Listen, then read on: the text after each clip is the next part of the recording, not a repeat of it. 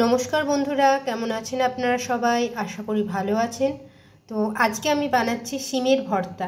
এখানে যে শিমগুলো পাওয়া যায় সেগুলোতে বীজগুলো খুব মোটা মোটা হয়, দেখুন বীজগুলো এরকম বড় বড় আর একটু শক্ত হয়।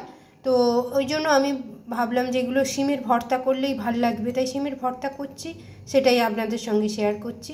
আমাদের ওখানে যেমন পাতলা শিম পাওয়া যায় তার তরকারি ভাল লাগে বা পাতুরিও ভাল লাগে, কিন্তু এই শিমগুলোতে ঠিক সেরকম মজা আসে না, তাই শিমগুলো দিয়ে একটু ভর্তা করার চেষ্টা করছি।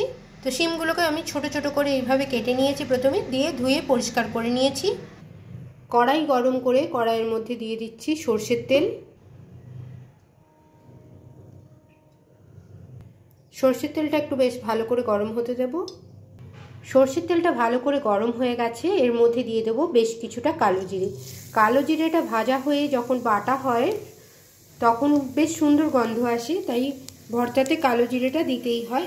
কালো জিরে দিলাম, আর দিলাম বেশ কয়েক কোয়া রসুন, অনেকগুলো বেশ কয়েক কোয়া রসুন দিয়ে দিলাম। আর দিয়ে দিচ্ছি একটি কাঁচা লঙ্কা। এই কাঁচা লঙ্কাগুলো প্রচণ্ড ঝাল, তাই আমি একখানা দিলাম, আপনারা আপনাদের ঝাল বুঝে দেবেন। একটুখানি নাড়াচাড়া করে ওই যে ছোট ছোট করে কেটে রাখা শিমগুলো কেটে রেখেছি, শিমগুলো আমি দিয়ে দিচ্ছি এর মধ্যে, দিয়ে একটু নাড়াচাড়া করে নিয়েছি। আর মিডিয়াম হিটে চাপা দিয়ে বেশ কিছুক্ষণ ভালো করে ভেজে নেব। লাল লাল করে ভাজার প্রয়োজন নেই, কাঁচা গন্ধটা না যতক্ষণ যাচ্ছে ততক্ষণ ভেজে নেব। শিমগুলো হালকা ভাজা হয়ে এসছে, এই সময় দিয়ে দেবো একটু স্বাদ মতো নুন। নুনটা অল্প করেই দেবেন, পরে যখন এটাকে আমি মিক্সিতে বেটে নেবো, বাটার পরে একটু টেস্ট করে নেবেন, তখন নুনটা দেবেন পরিমাণ মতো, নাহলে বেশি হয়ে গেলে ভালো লাগবে না। তাই অল্প করে নুন দিলাম, আর কিছুক্ষণ একটু ভেজে নিতে হবে। আর একটু ভাজা হলেই হয়ে যাবে, তখন নামিয়ে ঠান্ডা করতে দেবো। আর একটু ভেজে নিই, নুনটাও শিমের মধ্যে চলে যাক। শিমটা ঠিক এইভাবে ভাজা হবে, হালকা লাল লাল হবে, কিন্তু একদম লাল করে ভাজা হবে না।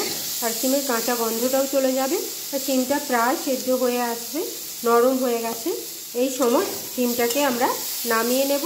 নামিয়ে ঠান্ডা করে হয় মিক্সিতে, না হলে কেউ যদি শিলনোড়ায় বা শিলবাটা বাটতে চান তাতেও বাটতে পারেন।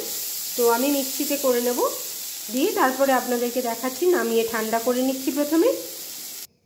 এই দেখুন বন্ধুরা, শিমটাকে আমি মিক্সিং গ্রাইন্ডারে দিয়ে এইভাবে পেস্ট তৈরি করে নিয়েছি। এবারে কড়াইতে দিয়ে দিচ্ছি সর্ষের তেল, খুব বেশি না। তেলটা গরম হলে দিয়ে দিচ্ছি গোটা জিরে আর একটি শুকনো লঙ্কা, সঙ্গে বেশ কিছুটা পেঁয়াজ কুচি।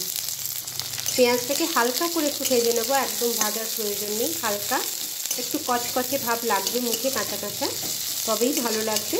একটু হালকা করে নেড়ে নিচ্ছি, হালকা করে ভেজে নিয়েছি। এবার এর মধ্যে শিম বাটাটা দিয়ে দিচ্ছি।